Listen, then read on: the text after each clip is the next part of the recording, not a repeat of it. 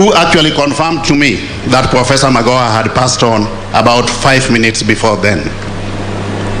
Subsequently, I sent a text message to President William Ruto, who was out of the country, to alert him of Professor Magoha's death.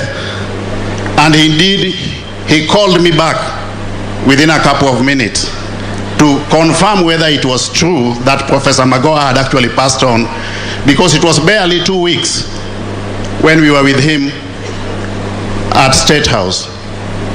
So I confirmed the same to him, and he told me, or he instructed me, to reach out to the Deputy President on his behalf to get further guidance as to how the current government and by extension cabinet could respond to that sad state of affairs. I was instructed by the Deputy President then to reach out to the family so that we could collectively become part and parcel of the preparations of that sad journey. So when I went to the family residence in Lavington, I had consultations with Dr. Barbara and son Michael and the Member of Parliament Elisha, and they did actually make certain requests to the government, which I relayed back, and I'm happy to report that all that the Magoha asked for at that point in time by way of logistical support from the government of the Republic of Kenya indeed acceded to and went ahead to execute with precision. Two, I convey my personal condolences to the family. We have lost a great scholar. We have lost a renowned medic. We have lost an astute professional. This is not just a loss to the people of Game, but to the entire country and by extension, the global medical fraternity. Because Professor Magoha has achieved almost all that a human being can achieve in life, I would say that what we need to do today is to join the family in celebrating his life. May I now, ladies and gentlemen, with permission from the congregation, take the distinguished honor and privilege to read the message of condolences from Dr. William Samoei Ruto, President of the Republic of Kenya. And I proceed. Message of condolence by His Excellency William Samoei Ruto, President and Commander-in-Chief of the Defense Forces of the Republic of Kenya, to the family of the late Professor George Omore Magoha. To Dr. Barbara Magoha, your son Dr. Michael Magoha, the extended Magoha family, and to the entire community of Umira village and Nyamninia, to the wider Nyanza family, and to the people of Kenya who are touched at a personal level by the reason we are here today. I received the sad news of the sudden passing on of Professor George Albert Omore Magoha on 24th January 2023 with total surprise and disbelief. I wanted to believe that it was fake news in the post-truth times that we live in today. I tried to wish it away as a bad dream, but it was neither fake news nor a passing bad dream. We are all therefore slowly coming to terms with the harsh reality. The cruel hand of death has plucked from our midst one of our finest. We have lost an amazing person whom we have variously known as a colleague, a friend, a relative, a role model, and a mentor. Accordingly, we join the Magoha family here today for the final send-off. We have come here to bid farewell to a fallen national hero. Our departed friend has been the kingpin of this family and an icon for the rest of us. It is most difficult season for the family and friends, ladies and gentlemen, and I join myself with the Magoha family in your mourning. Poleni sana. I have had the privilege to know Professor Magoha from very close. Among other things, I served with him in the last cabinet. He was also the Vice Chancellor of the University of Nairobi when I was the Minister for Higher Education. And our paths have also met in many other edifying places and ways. In all these, he leaves me with fond memories. I've known Professor Magoha as a most fascinating patriot who loved his country and enjoyed serving it. Professor Magoha loved doing his work. He had no half measures. He put his whole heart and his whole being into everything that he did.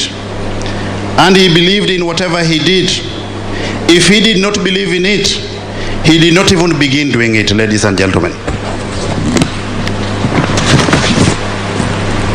The patriot occupied large space everywhere he went. Those who got to know him well will remember him as the one man who believed in the possibility of a perfect universe. But Professor Magoha did not just believe that a perfect universe was possible. He spent his entire life and energy working towards the realization of this perfect universe. He will be remembered as a spirited go-getter. This focused gentleman did his utmost to rally teams around beliefs and causes. He set out to lead them to achieve the goals, and in the process, Professor Magoha turned out to be an astute administrator and institutional leader. He was an outstanding surgeon and a professional role model. As a scholar, he researched and published widely. He was faithful to the academic credo of his times, publish or perish. As a visionary scholar and leader, his towering dreams have been immortalized in his numerous research papers and in the iconic varsity towers at the University of Nairobi, which he believed was the only university in Kenya. He dedicated tour of duty as cabinet secretary, saw him set out to keep our children in school. He roamed in the villages in the countryside, looking for dropout children and returning them to the classroom. He visited individual homes in the slums and informal settlements to find out why children were not in school. He was at his happiest whenever he tracked down one child and returned them to school. Professor Magoha loved order, industry, and results. Once his eyes were fixed on the final prize, nothing could sway or discourage him. He was especially impatient with laziness and irresponsibility. He could not entertain mediocrity. He would speak plainly when taking to task the lazy and the irresponsible. He especially had no time for avoidable slowness of mind. He did not hesitate to call out the culprits in plain language. I will always remember Professor Magoha as a thought leader, an energetic worker, a frank man who did not know how to mince his words. I will recall him as a compassionate colleague who stood with those around him in difficult times, and as a conciliator who believed in dialogue as the best intervention in cases of conflict. I will remember his focus, great sense of humor, and his attention to sense of occasion too. Such is the kind of person we have come to pay our last respects to, fellow Kenyans.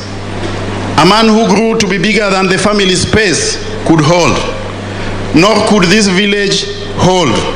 Nyanza could not hold him, game could not hold him, and indeed Kenya could not hold him, and Kenya didn't. Magoha was a citizen of Africa and the entire world. He now belongs to the ages and rests with the sages. We who believe in resurrection and eternity know that he has moved on to everlasting consciousness. We therefore thank God for his life and for the promise of the life to come in the foreseeable future. We thank God for giving to us Professor Magoha and for the privilege of having been a part of this universe in this life. We certainly look forward to meeting him again in resurrection.